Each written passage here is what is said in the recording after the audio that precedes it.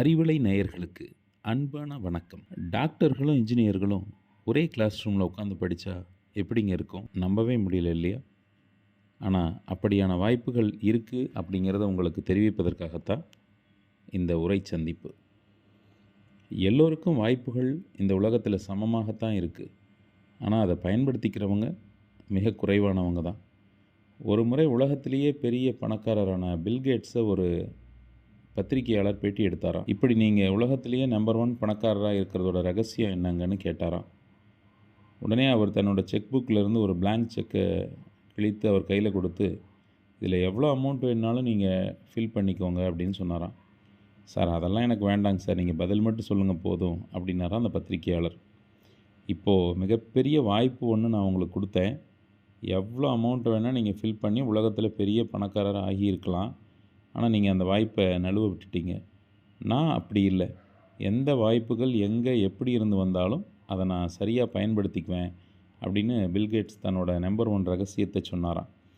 ஆகையால் மாணவர்களே, வாய்ப்புகளை பயன்படுத்துவதற்காக காத்திருங்கள். அரசாங்கம் சார்பாக மட்டும் +2 முடித்த மாணவர்களுக்கு 80க்கும் மேற்பட்ட நுழைவுத் தேர்வுகள் நடத்தப்படுகின்றன. இதுவே ஒரு வியப்பான விஷயம் இல்லையா?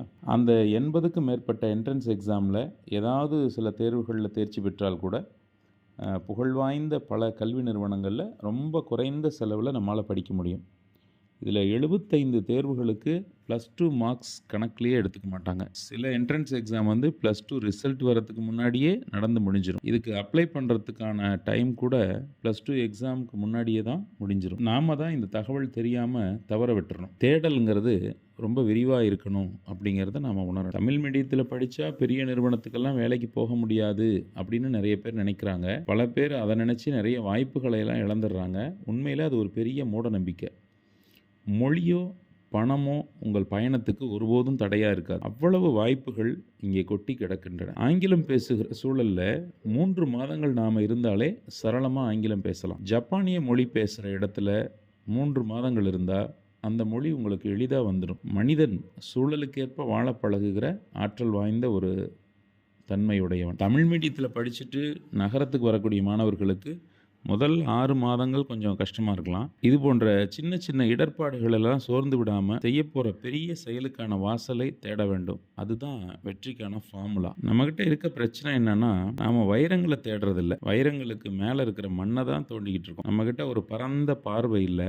ஆரம்பத்திலேயே குழந்தைகளை நம்ம மருத்துவம் படி, வணிகம் படி, தொழிற்கல்வி படின்னு பிரித்து வச்சிடறோம். உலகத்தில் வேறு எந்த நாட்டிலையுமே 10ஆம் வகுப்பு படிக்கும் போதே இப்படியெல்லாம் பிரிக்கிற பழக்கமே இல்லை. மருத்துவக் கல்லூரி கனவை ஒரு மாணவருக்கு விதைத்து அந்த இலக்கை நோக்கியே அவரை தயார்படுத்தும் போது அந்த வாய்ப்பு அவருக்கு கிடைக்கலன்னா மனம் உடைந்து போகிறார். அடுத்து என்ன செய்யறதுன்னு தெரியாமல் நிலைகுலைந்து நிற்கிறார். இந்த இடத்துல தான் புத்திசாலித்தனமாக மற்ற வாய்ப்புகளை பயன்படுத்த நாம் பழகிக்கணும். மருத்துவ படிப்புன்னு சொன்னால் வெறும் MBBS மட்டும் கிடையாது. இங்கே இன்ஜினியரிங் முடித்தவங்க கூட முதுகலை படிக்கும்போது மருத்துவ படிப்பை படிக்கலாம். IITலேயே லா படிக்கலாம்.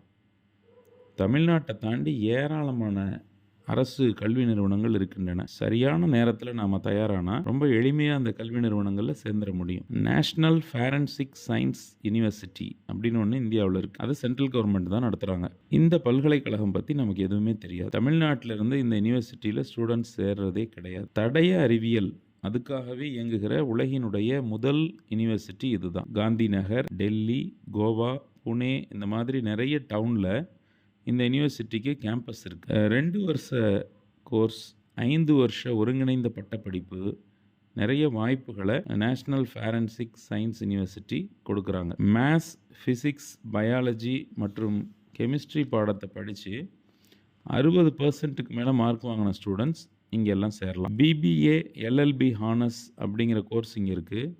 +2ல் 50% மார்க் எடுத்து கிளாட் எக்ஸாமில் பாஸ் ஆனவங்க இங்கே படிக்கலாம். IIM வந்து நம்ம மேலாண்மை கல்வி தரும் நிறுவனங்களை மட்டும்தான் தெரிஞ்சு வச்சுருக்கோம். ஹரியானாவில் இருக்க IIMல +2 முடித்த மாணவர்களுக்கு இன்டகிரேட்டட் ப்ரோக்ராம் இன் லா அப்படிங்கிற சட்டப்படிப்பு கொடுக்குறாங்க. 5 ஆண்டுகள் அடங்கி இருக்கிற இந்த படிப்பில் நம்ம பிள்ளைகளும் படிக்கலாம். இதுக்கு வந்து கிளாட் எக்ஸாம் எழுதி பாஸ் ஆகியிருக்கணும். கொஞ்சம் காஸ்ட்லி தான். இந்த சட்டப்படிப்பு முடிக்கணும்னா குறைஞ்சது 30 லட்சம் ரூபாய் செலவாகலாம். ஆனால் இது இவ்வளோ ஃபீஸா அப்படின்னு நம்ம மலைத்து போக வேண்டியதில்லை. இடம் கிடச்சிருச்சுன்னா ஸ்டேட் பேங்க் உங்களுக்கான முழு ஃபீஸையும் கடனாக கொடுக்கறதுக்கு தயாராக இருக்காங்க. இதே போல் IIB இன்டலெக்சுவல் ப்ராப்பர்ட்டி லா அப்படிங்கிற சட்டப்படிப்பை காரக்பூர் ஐஐடி வழங்குகிறது. பிஇ, பிடெக், எம்பிபிஎஸ், இளநிலை அறிவியல், ஃபார்மசி படித்த ஸ்டூடெண்ட்ஸ் எல்லாருமே இந்த படிப்பில் சேர முடியும். ஆனால் இதெல்லாம் தமிழ்நாட்டு மாணவர்கள் திரும்பி கூட பார்க்குறதில்ல. ஒருவேளை நமக்கு தெரிஞ்சால் கூட அது ரொம்ப தூரத்தில் இருக்குது அப்படின்னு நினைக்கிறாங்க. உண்மையை சொல்லப்போனால் 2 மாதம் டைம் ஒதுக்கி நுழைவுத் தேர்வு எழுதணுன்னா நிச்சயமாக இடம் கிடைச்சிடும். சாதிக்க பிறந்தவர்களே, நல்ல தகவல்களோடு சந்திப்போம்.